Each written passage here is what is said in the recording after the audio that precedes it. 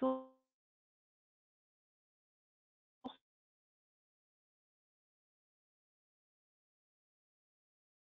on va parler de la séjour de ce matin. Je vais vous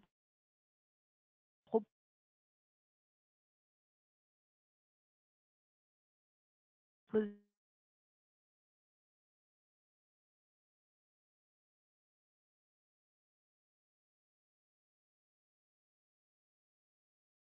en quelques slides pour que vous ayez, et enfin on conclura par les modalités de l'accompagnement qu'AppSci Cyborg vous propose pour mettre en œuvre ce prélèvement à la source dans votre entreprise.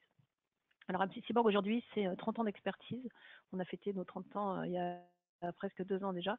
Donc 30 ans d'expertise, 3300 clients qui sont en contrat chez nous, qui nous font confiance. Merci d'ailleurs d'en faire partie. AppSci Cyborg, c'est un chiffre d'affaires de 52 millions d'euros en 2017, en croissance par rapport à l'année précédente. Ce sont près de 400 collaborateurs et ce sont également 15 agences, 13 en France, une à Bruxelles et une à Londres. Donc, nous avons un certain nombre de domaines d'expertise. Ces domaines d'expertise, ce sont bien entendu les logiciels de gestion, de RP, de CRM, mais c'est aussi sur tout ce qu'on appelle le reporting et le décisionnel, également sur la mise en œuvre de solutions collaboratives et enfin les services hébergés, puisqu'on est capable de vous proposer aussi de l'hébergement, des services managés, de la sécurité. Nous avons 2 partenaires fondateurs avec lesquels nous travaillons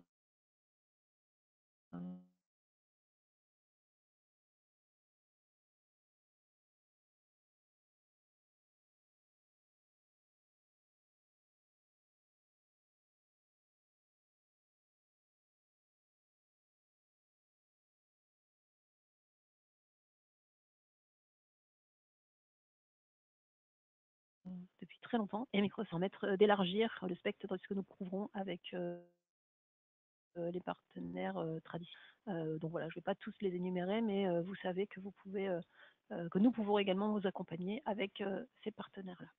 Si je fais un petit focus sur les offres décisionnelles et collaboratives, l'idée c'était de vous informer ou de vous rappeler qu'on peut aussi vous accompagner sur ces sujets-là, que ce soit du Power BI, du Infineo, du Report One, du SQL Server, du SharePoint, bien entendu.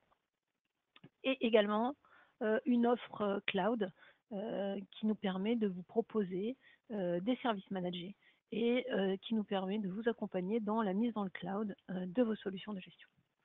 Donc voilà très très rapidement positionner le contexte de notre entreprise et pour vous donner ces quelques repères par rapport à ça. La source, donc on va passer un petit peu de temps sur ce sujet-là. Alors, le contexte du prélèvement à la source. On est bien d'accord, ça a été confirmé par notre Premier ministre la semaine dernière, qu'à partir du 1er janvier 2019, l'impôt sur le revenu sera prélevé directement lors de la perception. Donc ça a été confirmé, plus de débat sur le sujet. Tous les employeurs sont concernés, que ce soit le secteur public ou le secteur privé, que l'on parle d'entreprise, que l'on parle d'associés, tout le monde est concerné, entendu. Pour les ce sera à partir de 2020, et pour les TPE de moins de 20 salariés qui peuvent passer par un dispositif qui s'appelle TESE. Donc c'est un peu comme le CESU pour les particuliers employeurs. Et donc ça va se substituer aux démarches entreprises. Donc bien entendu, on ne va pas traiter de ces sujets-là ce matin. Nous, on va se concentrer sur les entreprises qui sont donc concernées par la mise en place du prélèvement à la source. Donc, obligation pour le mois de janvier 2019. On rappelle bien entendu que les règles de calcul de l'impôt ne changent pas, donc aucune modification de ce point de vue-là. Et après, vous le savez, on va y revenir, la déclaration annuelle des revenus est conservée. Donc chaque contribuable que nous sommes devons continuer à faire notre déclaration annuelle. Alors maintenant, si on fait un petit récap des différentes grandes étapes de ce prélèvement à la source, Donc, vous le savez, au printemps 2018, on a fait notre déclaration des revenus 2017. À l'issue de la déclaration d'impôt, le contribuable s'est vu communiquer à un taux d'imposition personnalisé qui correspondait donc à cette déclaration. Et donc, ce taux d'imposition, c'est le taux qui est calculé par rapport à la situation du collaborateur, du salarié, pardon, et l'individu doit faire son choix. Vous le savez, c'est jusqu'au 15 septembre maximum, donc il faut se dépêcher, et on va pouvoir choisir soit le taux du foyer fiscal, ou un taux individualisé, ou alors un taux neutre. Donc ça, c'est extrêmement personnel, c'est chaque individu qui fait son propre choix par rapport à ça, et ce choix doit être fait directement sur le site impôt.gouv.fr dans son espace personnalisé. Donc, une fois que ce choix a été fait, la deuxième étape, et donc c'est à compter du 18 septembre, ça arrive, on va pouvoir mettre en place ce qu'on appelle la préfiguration. On va pouvoir faire ça dans le courant de ce dernier trimestre 2008. Donc, puisque à compter, ça va être la mise à disposition de ces taux qui ont été choisis par les salariés, euh, euh,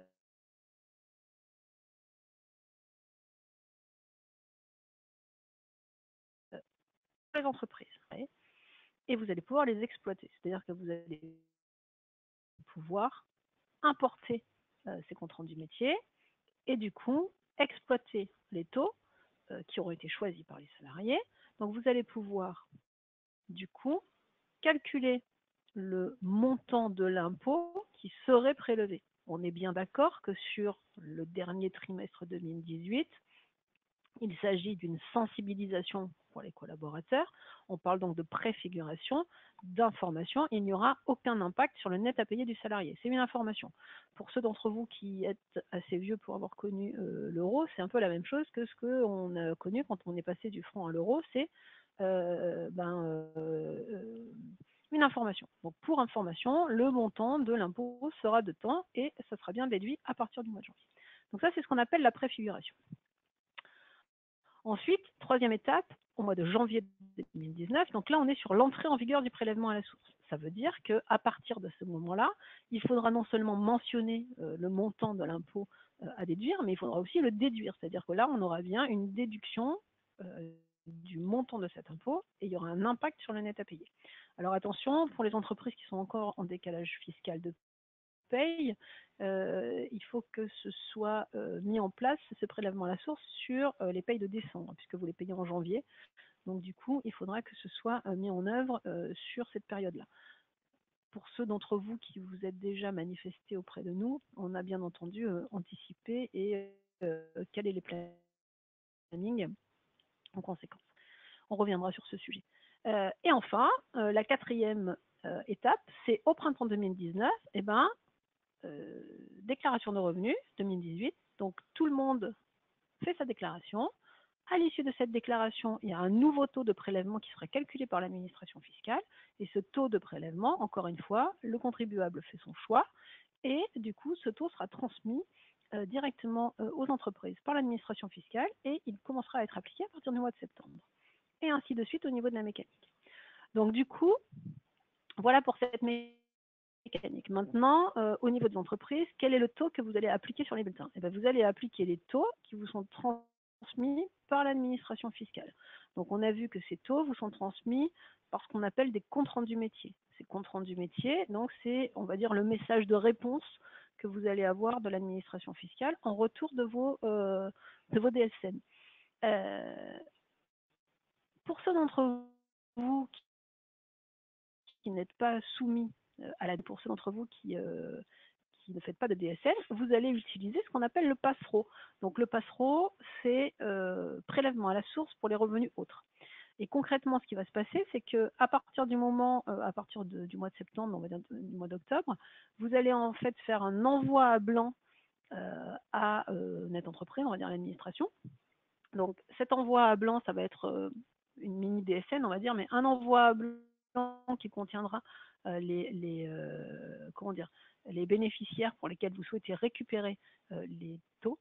Et du coup, en retour de cet envoi à blanc, eh ben, vous allez récupérer les comptes rendus métier et vous pourrez ensuite les importer dans la paye, on va y revenir. Donc, le taux, il vous est communiqué par l'administration fiscale au travers d'un compte rendu métier. Ces taux, vous allez devoir les importer tous les mois. Donc, tous les mois, il va falloir que vous rajoutiez dans votre process de paye l'import des comptes rendus métiers. Ensuite, je vous rappelle ou je vous confirme que la durée de validité des taux est de 2 mois. Pourquoi on a une validité de 2 mois? Pour la bonne et simple raison que comme justement chaque collaborateur, chaque individu va pouvoir signaler au fil de l'eau ses changements de situation à l'administration fiscale, si jamais comment dire, le changement de situation nécessite une évolution du taux, l'administration fiscale vous renverra dans le CRM du mois suivant un taux qui peut être différent du mois précédent. Donc c'est pour ça qu'il y a une notion d'administration fiscale, pour la bonne et simple raison, par exemple, que c'est un nouveau salarié, donc c'est le premier mois que vous embauchez ce collaborateur, que vous faites un bulletin à ce collaborateur, donc il n'était pas présent dans la DSN précédente. Donc par exemple pour cette raison-là, ou tout simplement parce qu'il n'a pas pu être reconnu dans le fichier CRE n'était pas suffisamment correct, dans ces contextes-là, vous appliquerez ce qu'on appelle le barème, donc le taux neutre, et donc c'est un barème qui sera automatiquement implémenté en paye à partir de la version qui arrive, on va en reparler ça aussi. Donc du coup, en tant qu'entreprise, vous n'avez pas saisir en termes de taux, c'est l'import des comptes rendus métiers ou alors l'application du barème qui se fera automatiquement. Et donc, en tant qu'individu, à nous d'aller signaler nos propres changements de situation systématiquement sur le site impôt.gouv.fr et sans pour autant en informer l'entreprise. Alors, quels sont les outils qui sont à votre disposition pour les collecteurs que vous êtes? Donc, vous avez plusieurs sources d'informations. Donc, le site économie.gouv.fr avec toute la partie prélèvement à la source, le site impôt.gouv.fr et les sites DSN Info et Net Entreprise, selon que vous soyez soumis ou non à la DSN. Il y a aussi un numéro de téléphone, Impôt Service. Alors, c'est un service mis en place par l'administration fiscale, mais c'est un numéro, je crois que ça coûte 6 centimes d'euros ou quelque chose comme ça. Sage va vous fournir aussi une documentation, donc là ça sera lié au paramétrage et à la façon d'exploiter le logiciel. Et puis nous, Accessiborg, on est en train de travailler sur la mise à jour du guide de paramétrage qu'on a déjà communiqué à certains d'entre vous lors des premières interventions, vu que ce document, on va le faire vivre au fil de l'eau et au fil des différentes évolutions. Sur le site economie.gouv.fr, là sur le site du prélèvement à la source, vous avez à votre disposition un certain nombre de documents qui sont très bien faits et qui vous permettent de communiquer auprès de vos salariés. Donc il y a le kit collecteur, par exemple, qui vous permet de récupérer des informations et de peut-être d'afficher, par exemple, un certain nombre d'informations à destination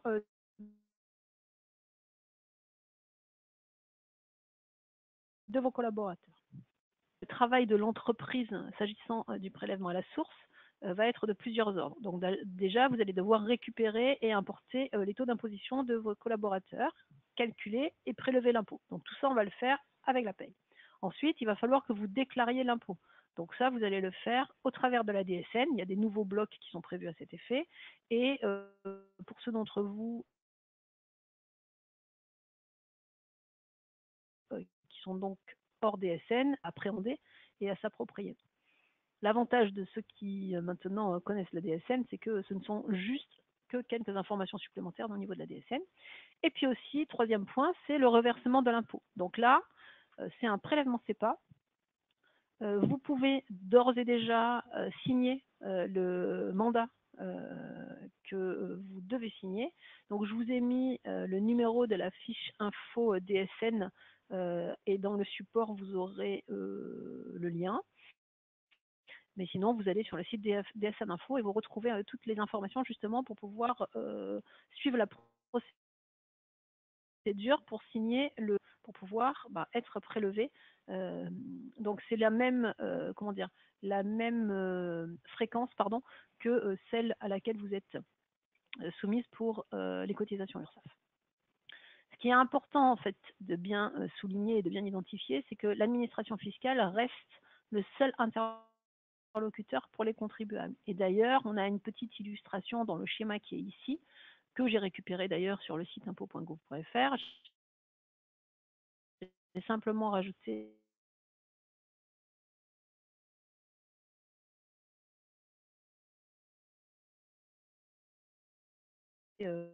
pour pouvoir bien absolu, il n'y a pas de communication entre le contribuable et l'entreprise, en tout cas s'agissant de la communication du tout.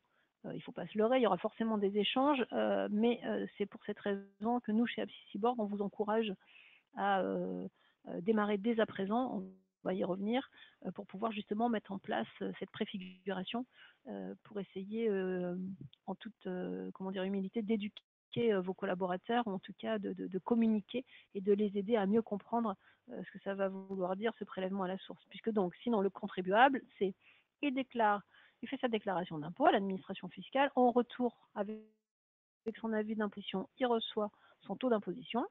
Ensuite, une fois qu'il a fait son choix, l'administration fiscale communique le taux de prélèvement à l'entreprise, et l'entreprise, elle calcule les bulletins, elle envoie la feuille de paye au salarié et elle reverse l'impôt qui a été collecté. Donc voilà pour la cinématique en fait de ce qui va se passer au niveau des échanges contribuables, administration fiscale, entreprise. Texte et la façon dont ça va se passer, on va dire, dans les grandes lignes. Après, on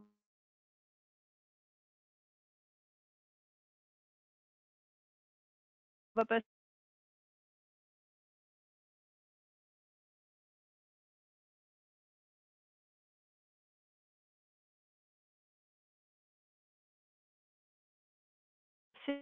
par une paye génération i7 en version 9.10, 11 ou 12 à peu près. Donc cette version-là, elle ne vous permet pas de pouvoir réaliser le prélèvement à la source. Vous allez devoir faire évoluer votre logiciel. Donc soit toujours avec la paye et RH génération i7 sur la partie droite de l'écran,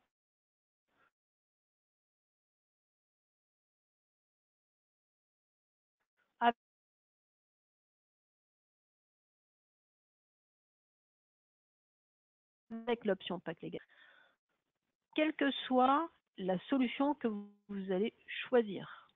Dans tous les cas, il y a plusieurs mises à jour qui vont devoir être réalisées pour pouvoir réaliser le prélèvement à la source.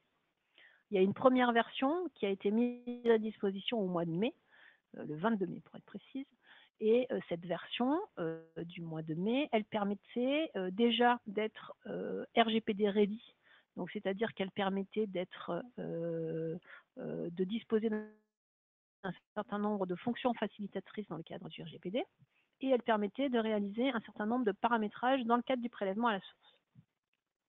On a déjà installé cette version chez certains d'entre vous. Ensuite, il y a une deuxième version qui arrive le 19 septembre et qui va compléter les éléments de paramétrage qui étaient déjà présents dans la version du mois de mai et qui va aussi enrichir cette version avec toute la partie mise en forme liée à la préfiguration du prélèvement à la source et d'ores et déjà la mise en forme anticipée pour le mois de janvier. Et enfin, au mois de décembre, on aura une troisième version qui complétera les éléments de paramétrage et qui également contiendra des informations et des éléments sur, par exemple, la DAS, pour ceux d'entre vous qui êtes encore concernés par la DAS, et d'autres petites subtilités qui pourraient nous être proposées d'ici là. Et de façon non négligeable, effectivement, Sage avait proposé une tarification progressive. Donc c'est pour cette raison qu'on s'adresse à vous depuis le mois de mai au moins pour le sujet du prélèvement à la source. Donc ça, c'est une première information s'agissant des solutions de paye qui cohabitent.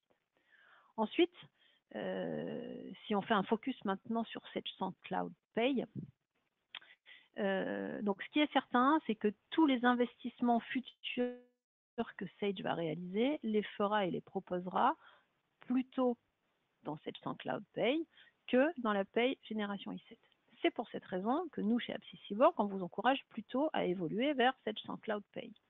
De la même façon que dans SageSant Cloud Pay, vous avez à votre disposition des nouveaux outils, de nouvelles options, dont la solution de reporting qui s'appelle Sage BI Reporting et qui facilite, et en tout cas, c'est la nouvelle solution pour pouvoir faire du reporting aujourd'hui avec la paye. Je fais une petite parenthèse sur ce sujet-là. Il y a une conf web dédiée à la partie Sage BI Reporting qui est proposée la semaine prochaine, le 20. On reviendra là-dessus. Donc c'est vrai qu'aujourd'hui, on s'est concentré sur le prélèvement à la source. On ne va pas parler de cet outil de reporting. Je reviens sur SageSant Cloud Pay. Donc il faut bien comprendre que cette solution SageSant Cloud Pay, fonctionnellement parlant, mais surtout technologiquement parlant, aujourd'hui, c'est la même chose qu'en i7. C'est-à-dire qu'on est toujours sur le mode client-serveur. Ce n'est pas parce que ça s'appelle SageSant Cloud que la solution est dans le cloud et qu'on est sur une paye SaaS. Si vous souhaitez profiter de l'occasion, par exemple, pour faire évoluer votre paye dans le cloud, nous, AppSyBorg, on va pouvoir vous accompagner dans cette démarche, puisque je vous disais tout à l'heure qu'on est aussi fournisseur de services managés et qu'on va pouvoir vous proposer l'hébergement de votre solution. Mais nativement et naturellement, la paye Sage aujourd'hui, que vous soyez en i7 ou en SageSant Cloud, on est toujours sur un mode client-serveur. Donc ça ne change pas. Ce qui change en revanche, c'est qu'avec la paye SageSant Cloud, les bases de données propriétaires, c'est-à-dire que ceux d'entre vous qui sont encore sur des bases de données qu'on appelle WIN ou propriétaires, vous allez devoir faire évoluer votre solution vers une base de données relationnelle. Là aussi, ça peut être l'occasion du coup de faire héberger votre solution dans le cloud si vous voulez vous affranchir de cette problématique de gestion de serveurs, de mise à niveau de votre parc informatique, etc. Donc ça peut être l'occasion. Donc cette paye sans cloud, maintenant, elle existe exclusivement sur des bases de données relationnelles SQL Express ou SQL Server. Et après, en fonction du nombre d'utilisateurs dont vous avez besoin et du nombre de salariés de votre société, on vous proposera bien entendu la meilleure des solutions. Ce qui est important également de noter, c'est que cette paye sans cloud, elle dispose nativement d'un certain nombre de nouvelles fonctionnalités ou de fonctionnalités qui sont ici dans ce tableau en vert. Donc ces fonctionnalités sont incluses dans la paye sans cloud et certaines seront optionnelles dans la paye i7. Encore une fois, c'est pour cette raison que nous, on vous encourage plutôt à passer vers la paye sans cloud. On va détailler dans un instant les différentes parties qui sont en vert dans ce schéma. Donc voilà pour ça, pour cette partie paye sans cloud, plus de bases de données propriétaires, des utilisateurs nommés, un certain découpage standard, premium, essential, sur lequel on échangera individuellement avec chacun de vous en fonction de vos spécificités et de toute façon, on vous proposera ce qui est le plus cohérent au regard de vos spécificités et après, des options qui sont donc incluses dans SageSaint Cloud. S'agissant des fonctionnalités spécifiques au prélèvement à la source, donc on peut bien faire le prélèvement à la source avec la paye i7 ou avec la paye sans cloud. En revanche, il y a un certain nombre de fonctionnalités qui nécessitent donc l'acquisition de l'option. En l'occurrence, il faut l'option Pack Legal Plus, pour la bonne et simple raison que si vous ne disposez pas de cette option avec la paye i7, tous les éléments de paye relatifs au prélèvement à la source ne sont générés dans votre DSL. Donc ça sous-entend, c'est la première ligne verte sur cette slide, ça sous-entend qu'il faudrait saisir manuellement les informations dans votre DSN. Donc c'est pour ça qu'on dit que pour pouvoir faire le prélèvement à la source, il faut la paye 7 plus l'option pack légal plus. Et donc je vous rappelle qu'avec avec la paye sans cloud, l'option est incluse naturellement. Ensuite, on a un certain nombre d'autres fonctionnalités qui sont proposées dans l'option pack légal plus ou dans le contrôle DSN qu'on va détailler juste après. En tout cas, ce qui est certain, c'est que pour ceux d'entre vous qui disposaient de plusieurs établissements, on vous encourage à passer en paye sans cloud aussi parce que l'import des comptes rendus métiers va être facilité à partir du moment où vous serez équipé de paye sans cloud. Je fais une parenthèse par rapport à ça. Je vous ai dit tout à l'heure que les comptes rendus métiers étaient donc les messages retour de vos DSN. Vous savez mieux que moi que vous établissez, pour ceux d'entre vous qui avez plusieurs établissements, autant de DSN que d'établissements. Donc si vous avez 15 établissements, vous émettez 15 DSN et donc vous allez devoir récupérer 15 comptes rendus métiers tous les mois. On a dit qu'il fallait les importer tous les mois. Si vous avez la paye sans cloud, vous allez avoir Sage EDI Online. Donc c'est un portail EDI qui va vous permettre de récupérer facilement l'ensemble des 15 comptes rendus métiers en un seul clic. Alors que si vous êtes équipé de la paye 7, il faudra que vous alliez récupérer manuellement, un après l'autre, que vous importiez manuellement les 15 comptes rendus métiers. Vous pouvez, hein, mais c'est une des justifications qui font que nous, on vous oriente plutôt vers la paye sans cloud que vers la paye 7. Si je fais le détail de ce qui se trouve dans le fameux pack légal plus, donc je vous en ai déjà parlé, c'est la partie déclarative du prélèvement à la source qui est donc présente dans le pack légal plus, qui vous permet donc de récupérer dans votre DSN sur les différents segments que je vais vous montrer tout à l'heure les informations du prélèvement à la source. Et également dans ce pack légal plus, la possibilité de générer le pass-through dont on en a parlé tout à l'heure pour les entreprises qui n'étaient pas encore soumises à la DSN. Et puis, il y a une fonctionnalité non négligeable aussi qui concerne la partie rappel de salaire.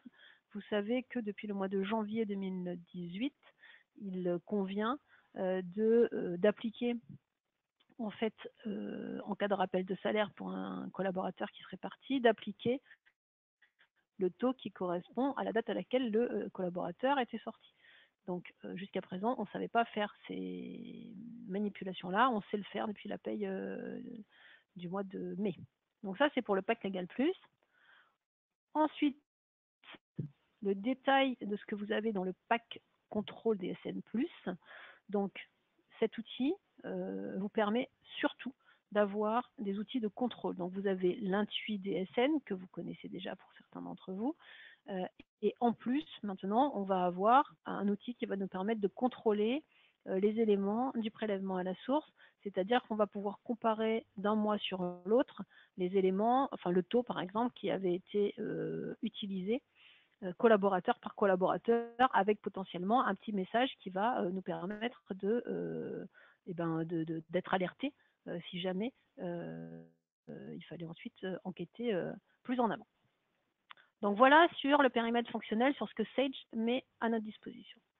Maintenant, quelques illustrations dans la paye Sage. Donc, rapidement et bien entendu, l'ensemble des consultants ensuite travaillera avec vous sur chacun de ces sujets, mais c'était pour vous montrer dans les grandes lignes la façon dont ça va se passer. Donc, dans cet écran, vous avez l'extrait d'un compte rendu métier. Donc, je vous rappelle que c'est un fichier XML. Et donc, dans ces comptes rendus métiers, vous allez avoir quelques informations sur vos salariés. Donc, le NIR, le matricule et le taux d'imposition qui a été choisi par le salarié. Donc, l'identifiant du collaborateur, c'est soit le NIR, enfin le numéro de sécurité sociale, soit le NTT, hein, le numéro technique temporaire qu'on a au niveau des DSN. Donc, individu par individu, on va récupérer ces informations. On les importe dans la paye et ensuite, on a donc l'illustration de l'information qui a été donc incorporée dans la fiche du salarié. Une fois que l'import a été fait, on a aussi un rapport d'import Donc, il nous permet d'identifier le numéro du compte-rendu métier, puisque chaque compte-rendu métier sera bien entendu numéroté, et ensuite les informations du collaborateur. On pourra bien entendu visualiser les collaborateurs qui auraient non été importés, ou en tout cas les informations, les taux non importés, si jamais par exemple le collaborateur n'a pas pu être reconnu. Alors pourquoi il n'aurait pas pu être reconnu? Parce que par exemple le code de la commune n'est pas écrit correctement, enfin deux, trois petites subtilités que vous, j'allais dire, connaissez. Euh, vous savez qu'aujourd'hui, vous avez des retours de DSN déjà, et que dans ces retours de DSN, vous pouvez éventuellement avoir des informations comme quoi les coordonnées des collaborateurs ne sont pas suffisamment bien renseignées, ou des informations sur des, des informations manquantes. Jusqu'à présent, tout le monde ne traitait pas ces informations de la même façon parce que ça n'empêchait pas l'exploitation. Demain, ça fait peut-être partie des informations qui vont vous empêcher d'avoir une bonne reconnaissance de vos collaborateurs, donc il faudra peut-être améliorer la qualité des données et la qualité de vos fiches. Mais bon, ça se fait au fil de l'eau et après, il n'y aura pas de souci par rapport à ça. Donc ça, j'ai le rapport de l'importation du compte-rendu métier. Ensuite, dans la paye. Donc, dans la paye Sedge, dans la fiche du collaborateur, on va avoir un nouvel onglet, une nouvelle page prélèvement à la source. Donc, sur chaque fiche de chaque collaborateur, dans la page prélèvement à la source, je vais avoir l'information du barème. Les différents barèmes sont importés par défaut. Il est même possible d'en créer des particuliers, puisque par défaut on a le barème mensuel métropole, donc on vous expliquera qu'il faut éventuellement modifier ces éléments-là pour des collaborateurs qui ne seraient pas sur ce barème-là. Ensuite, on a aussi les éléments qui concernent donc l'import du taux qui a été fait pour le salarié. Et dans la partie basse de l'écran, on va retrouver aussi l'ensemble de l'historique des données prélèvement à la source des mois précédents. Donc tous les imports avec la date de validité du taux à chaque fois. Donc c'est très important de bien faire les imports tous les mois, bien entendu.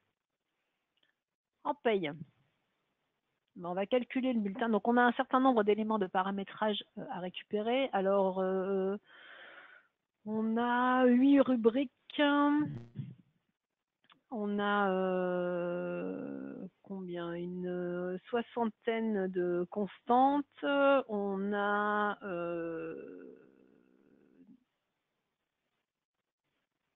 4 variables. Donc tous ces éléments-là doivent être récupérés et paramétrés et adaptés éventuellement à votre dossier pour pouvoir justement calculer les éléments du prélèvement à la source. Donc là, vous avez sous les yeux la dernière ligne du bulletin calculé, la 9986, le montant du prélèvement à la source. Donc, j'ai l'application du taux pour ce salarié et donc le montant qui est calculé. Et ensuite, on va avoir ce qu'on appelle la préfiguration. Donc, c'est un exemple de ce qui peut être fait. Donc, on a le net à payer avant impôt sur le revenu. OK. La mention dont évolution de la rémunération liée à la suppression des cotisations chômage et maladie, qui d'ailleurs fait partie des nouveautés qui sont livrées sur la paye de septembre, là sur la version du mois de septembre, qui sort donc le 19. Ensuite, la mention qui concerne l'impôt sur le revenu, et donc la base, le taux et le montant de l'impôt sur le revenu. Et enfin, le net à payer en euros. Là, on est donc dans la phase de transition, dans la phase de préfiguration, et on n'a pas la déduction qui s'opère, bien entendu. À partir du mois de janvier, naturellement, il y aura bien une différence entre le net à payer avant impôt et le net à payer après impôt. Enfin, au niveau de la DSN, donc ces éléments qu'on a récupérés et ces éléments qui ont été calculés, vous allez devoir les transmettre dans la DSN. Et donc, il y a un bloc 50, versement individu, dans lequel on retrouve les éléments du prélèvement à la source. Tout simplement. Je vous parlais tout à l'heure d'une des spécificités du pack DSN+. Donc, c'est le fameux ce qui s'appelait DSN Easy avant et qui permet d'avoir des contrôles au niveau du prélèvement à la source. Donc là, par exemple, c'est l'illustration d'un des contrôles métiers sur le prélèvement à la source où on voit que la période N enfin M et M-1, et on voit éventuellement des écarts avec un taux de prélèvement qui est supérieur à 5% par rapport au mois précédent. Et donc, on a la possibilité de visualiser ces éléments-là de façon intrinsèque dans l'outil. Enfin, je vous ai parlé aussi d'un outil qui existait uniquement dans la Paye sans Cloud, qui est Sage EDI Online. Sage EDI Online, c'est un portail déclaratif qui va potentiellement et progressivement être amené à remplacer Sage Direct. Ce n'est pas une obligation. Et de toute façon, donc pour l'instant, il est disponible qu'avec la Paye Sage sans Cloud. L'intérêt de ce portail, il y en a, en tout cas il y en a plusieurs, mais l'intérêt principal, c'est la possibilité de récupérer directement vos taux de prélèvement à la source dans ce portail à partir du moment où vous aurez envoyé vos DSN avec ce portail, puisque donc c'est un portail de communication qui permet à la fois l'émission et la réception des données. Donc si vous envoyez vos DSN avec Sage EDI Online, vous allez pouvoir récupérer vos comptes rendus métiers directement dans le portail. Sinon, il faudra que vous les importiez manuellement, ces comptes rendus métiers, hein, je vous l'ai déjà dit. Également, l'intérêt de ce portail, c'est que contrairement à Sage Direct, il n'est pas nécessaire d'installer quelque chose sur un poste pour pouvoir consulter les informations, puisqu'on est sur un portail. Donc ça veut dire que potentiellement, à partir du moment où vous aurez l'URL correspondante, votre login et votre mot de passe, vous allez pouvoir vous connecter avec n'importe quel PC, à condition donc d'avoir bien entendu le login et le mot de passe. Donc c'est la deuxième différence par rapport à cette direct. Donc voilà sur ces éléments fonctionnels. J'espère que je vous ai éclairé par rapport à ça. Et maintenant, la dernière partie, c'est l'accompagnement que Apsis Cyborg vous propose pour la mise en œuvre du prélèvement à la source. Alors, on a commencé à vous parler du prélèvement à la source il y a plusieurs mois déjà, au mois de mai, au mois de juin, et pour vous proposer un accompagnement en plusieurs étapes. Donc nous, on a identifié 2 étapes. Une première étape dans laquelle on parle de mise à jour de paye. On peut commencer donc, ce que je vous disais, à faire des premiers paramétrages du prélèvement à la source, surtout pour ceux d'entre vous qui êtes en multi-société, puisque comme il faut refaire autant de fois le paramétrage qu'il y a de sociétés, et ben, ça nous permet de lisser la charge et pour vous aussi, hein, de vous approprier petit à petit les éléments. Donc, une première étape où on met en place cette nouvelle paye. Potentiellement, c'est l'occasion aussi de passer de Windows à SQL, donc ça peut nécessiter la mise en place d'un serveur, etc. Donc, on vous a proposé d'ores et déjà d'intervenir. Et également la partie préfiguration du prélèvement à la source. Donc ça, c'est l'étape qui va courir jusqu'au mois de novembre, tout début décembre, puisque là, à cette date-là, on va enchaîner sur ce que nous, on appelle l'étape 2, puisque c'est à ce moment-là qu'on aura la dernière version relative au prélèvement à la source. Et donc, entre mi-décembre et le courant du mois de janvier, on va intervenir sur à nouveau la mise à jour et l'activation du prélèvement à la source, les compléments de paramétrage et la gestion des régularisations. Notre objectif étant que vous soyez autonome et que vous soyez prêt pour pouvoir faire vos premières DSN de 2019, donc au 5 février. Alors, je vous l'ai dit tout à l'heure, hein, bien entendu, les entreprises qui sont en décalage fiscal, on adapte ce calendrier, cet agenda, et on vous propose des interventions sur le mois de décembre pour pouvoir donc être prêt pour les DSN qui sont donc début janvier. Donc 2 étapes. Une première étape dès à présent pour la mise en place de la préfiguration avec tous les éléments de paramétrage et puis la première appropriation et puis ça va vous aider aussi peut-être à communiquer en interne auprès de vos collaborateurs. Et la deuxième étape, donc l'activation à compter du mois de janvier. Voilà sur cette partie accompagnement du prélèvement à la source. Il ne faut pas oublier qu'on a aussi un certain nombre de nouveautés. Donc, certaines sont connues, d'autres arrivent. Je vous ai mentionné ici la partie rappel de salaire dont je vous ai parlé tout à l'heure et qui est donc présente sur la dernière version depuis le mois de mai. Donc c'est la possibilité pour les bulletins complémentaires à réaliser de faire un bulletin de rappel et d'aller indiquer la période de rappel. Donc ça c'est bien une fonctionnalité qu'on n'avait pas jusqu'à présent. Et puis il ne faut pas oublier que pour début 2019, on a aussi un certain nombre d'autres sujets dans les tuyaux. Donc on a le regroupement des caisses Agir Carco. Donc on est en train de travailler avec Sedge sur le sujet pour savoir quelle charge de travail ça représente. Au moment où on se parle, je ne suis pas capable de vous dire comment on va vous accompagner sur le sujet. Certainement le mieux possible, mais je ne sais pas vous décrire la façon dont ça va se passer encore. On est en train de travailler là-dessus. Donc on reviendra vers vous, bien entendu, dès qu'on aura un peu plus de visibilité.